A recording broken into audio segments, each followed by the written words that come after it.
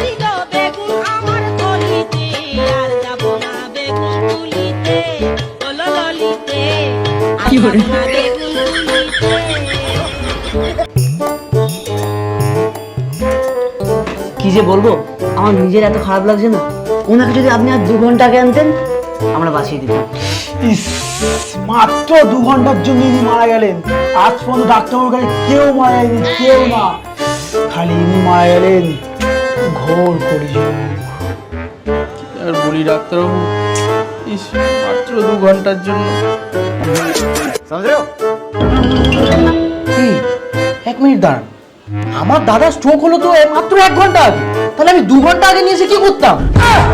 আরে ফিরে দিচ্ছে গা, বেদও দিচ্ছিল আগে স্ট্রোক হয়।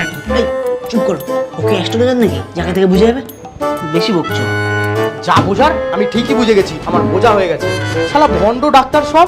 আমার তো এখন মনে হচ্ছে আমার দাদাকে আপনারাই মেরেছেন। ছাড়বো না আমি কাউকে, পুলিশে দেবো সব কটাকে।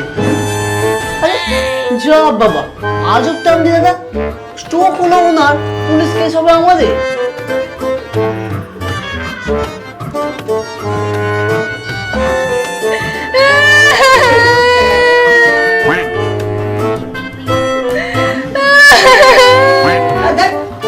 আরে আপনার জায়গা দেখছি ঠিক করে পেশেন্টকেও দেখতে পারবো না, কি এত ন্যাকা কান্না করছেন? কান্নাটাও তো আসল মনে হচ্ছে না। আরে আপনি কি চান বলুন তো, চিকিৎসা না করে কি মেরে ফেলতেন? এই রে, এরা তো সব ধরে ফেলেছে। না না, আরো ভালো করে অ্যাক্টিং করতে হবে এবার।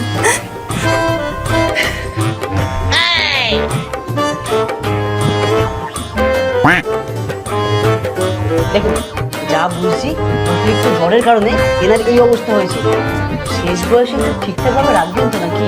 কি জ্বর? মায়ের তো কই জ্বর ছিল না। আরে এই জ্বর সেই জ্বর নয়, এটা হচ্ছে শীতল জ্বর। আরে সাবস্ক্রাইব